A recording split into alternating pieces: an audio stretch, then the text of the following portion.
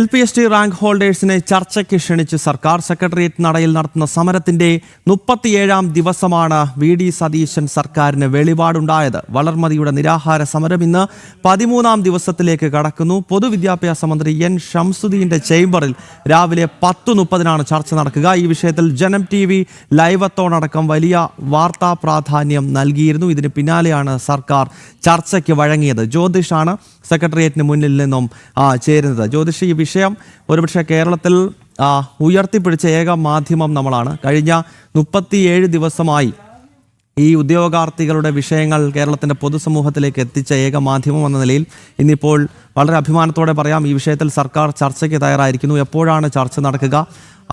എന്ത് അജണ്ടയാണ് സമരം ഇരിക്കുന്ന ഉദ്യോഗാർത്ഥികൾ ഇന്നിപ്പോൾ സർക്കാരിന് മുന്നിൽ വയ്ക്കാൻ പോകുന്നത്? ഗൗതം, തീർച്ചയായിട്ടും ഇപ്പോൾ LPST റാങ്ക് ഹോൾഡേഴ്സിനെ ചർച്ചയ്ക്ക് വിളിച്ചിരിക്കുകയാണ്. ഗൗതം പറഞ്ഞ പോലെ തന്നെ ഒരു തുടർച്ചയായി നമ്മൾ ഇവരുടെ വാർത്തകൾ കൊടുത്തിരുന്നു. എല്ലാ ദിവസവും എന്ന് പറഞ്ഞ പോലെ നമ്മൾ കൊടുത്തിരുന്നു. അതുപോലെ തന്നെ ഒരു രാഷ്ട്രീയ പാർട്ടി എന്ന രീതിയിൽ യുവമോർച്ചയാണ് പ്രധാനമായിട്ടും ഇവരുടെ കാര്യങ്ങൾ ജനങ്ങളുടെ മുന്നിലും അതുപോലെ തന്നെ സർക്കാരിന് മുന്നിലും കൊണ്ടുവന്നിരുന്നു. ഇപ്പോൾ ഇവരെ ചർച്ചയ്ക്ക് വിളിച്ചിരിക്കുകയാണ്. ഇന്ന് പൊതുവിദ്യാഭ്യാസ മന്ത്രി N ഷംസുദ്ദീൻ്റെ ചേംബറിലേക്ക് 10:30 ചർച്ചയ്ക്ക് വിളിച്ചിരിക്കുന്നത്. 3 പേരെയാണ് ഇതിൽ ചർച്ചയ്ക്ക് വിളിച്ചിരിക്കുന്നത്. എപ്പോഴാണ് ഈ കത്ത് ലഭിച്ചിരിക്കുന്നത്? എന്താണ് ഇനി നിങ്ങൾ ആ ചർച്ചയിൽ എന്തൊക്കെയാണ് ആവശ്യങ്ങളാണ് ഉന്നയിക്കുന്നത്? ഒരു 8:30 ശേഷമാണ് ഞങ്ങൾക്കിവിടെ ചർച്ചയ്ക്കായിട്ട് വരണമെന്ന് പറഞ്ഞിട്ട് 10:30 കൂടിയിട്ടാണ് ഞങ്ങളോട് ചർച്ചയ്ക്കായിട്ട് എത്താനായിട്ട് പറഞ്ഞിരിക്കുന്നത്. ഞങ്ങൾക്ക് മാധ്യമങ്ങളുടെ മുന്നിൽ പലതവണയായി പറഞ്ഞിരുന്നു 6 തവണ ചർച്ച ചെയ്തു എന്നുള്ളത്. എന്നാൽ ഞങ്ങളെ ആദ്യമായിട്ട് ഇവിടെ വന്ന് ഒഫീഷ്യലായി ആദ്യമായിട്ടാണ് ഞങ്ങളെ ചർച്ചയ്ക്ക് വിളിക്കുന്നത്. അതിനൊരു രേഖാമൂലം ഞങ്ങളുടെ കയ്യിൽ രേഖയുണ്ട് അതിനായിട്ടുള്ളത്. അപ്പോൾ ആദ്യമായിട്ടുള്ള ചർച്ചയാണ്. അപ്പോൾ ഞങ്ങൾ ആവശ്യങ്ങൾ പലതവണ ഞങ്ങൾ മുന്നോട്ട് പറഞ്ഞിട്ടുള്ള ആവശ്യങ്ങളാണ്. അതിൽ 1:25 റേഷ്യോ ആക്കുന്നത്, ആ ആവശ്യം തന്നെ ഞങ്ങൾ മുന്നോട്ട് കൊണ്ടുപോകുന്നതാണ്. ഏറ്റവും വേദനിപ്പിക്കുന്ന ഒരു കാര്യം എന്ന് പറയുന്നത്, ടീച്ചർ നിരാഹാരം തുടങ്ങിയിട്ട് 13ാമത്തെ ദിവസമാണ്. അപ്പോൾ സർക്കാരിന് ഞങ്ങളെ ചർച്ചയ്ക്ക് വിളിക്കാൻ 13 ദിവസം വേണ്ടി വന്നു എന്നുള്ളത് വളരെ വേദനിപ്പിക്കുന്ന ഒരു കാര്യമാണ്. ഞങ്ങളുടെ സമരം ഇന്ന് 37ാം ദിവസമാണ്. പിന്നെ നിരാഹാരം തുടങ്ങിയിട്ട് 13 ദിവസമായി. എന്തുകൊണ്ടാണ് ചർച്ചയ്ക്ക് വിളിച്ചിട്ട് ഇത്രയും വൈകിയത് എന്നുള്ളത് ഞങ്ങൾക്ക് വളരെ വിഷമമുണ്ടാക്കുന്ന കാര്യമാണ്.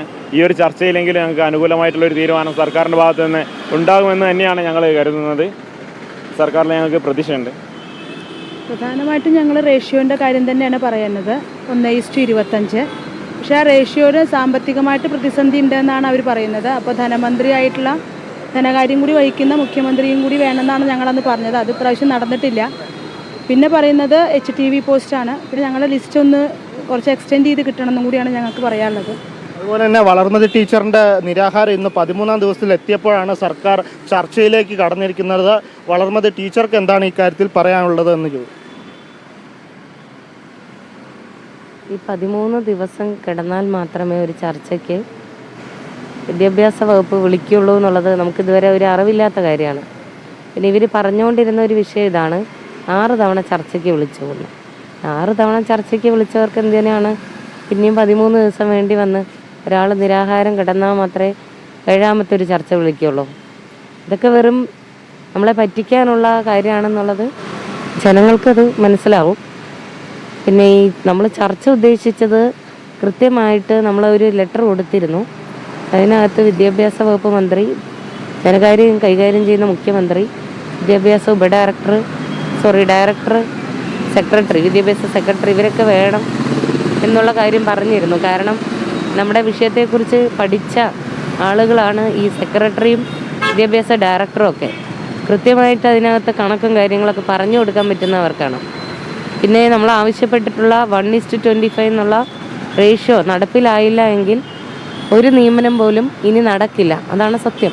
കാരണം ഇപ്പോഴും പുറത്തുപോയ അധ്യാപകർ പല പെർമനൻ്റ് അല്ലാത്ത പോസ്റ്റുകൾ ഇപ്പം വിന്യസിച്ചിരിക്കുകയാണ്. SSKM, BRC പോലുള്ള പോസ്റ്റുകളിലേക്ക് അവരെ വീണ്ടും തിരിച്ചു കൊണ്ടുവരിക.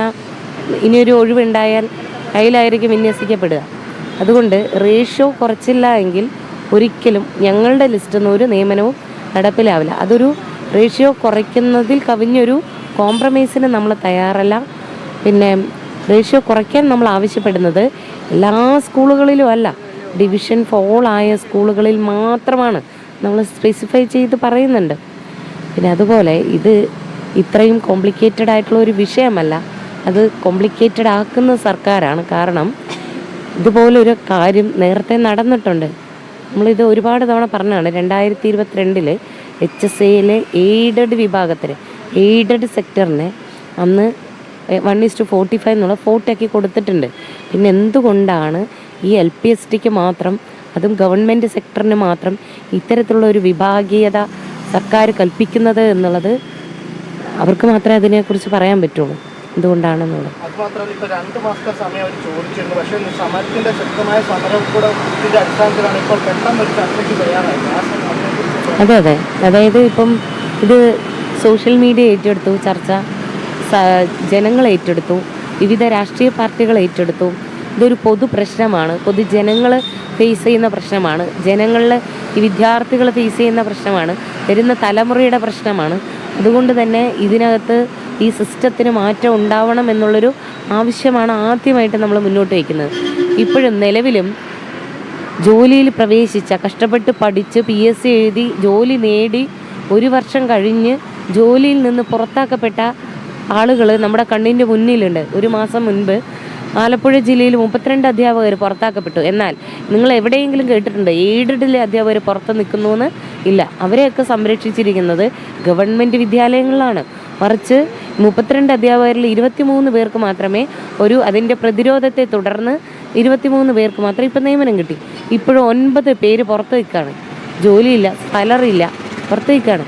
അതേപോലെ HSA വിഭാഗത്തിൽ ഇന്നലെ ഒരു അധ്യാപകൻ ഇവിടെ വന്ന് കണ്ടിരുന്നു. ആലപ്പുഴ ജില്ലയിലും ഇതുപോലെ പുറത്താക്കപ്പെട്ട ഒരു അധ്യാപകൻ ഒറ്റയ്ക്ക് കുറേ ദിവസങ്ങളായി, 1 മാസമായിട്ട് അദ്ദേഹം ഇതിൻ്റെ പിന്നാലെ നടന്നുകൊണ്ടിരിക്കുകയാണ്. എന്ത് വിലയാണുള്ളത്? പഠിച്ച് നമ്മൾ ഇത്രയും കഷ്ടപ്പെട്ട് നേടിയെടുത്ത ഒരു ജോലിക്ക് വിലയില്ല.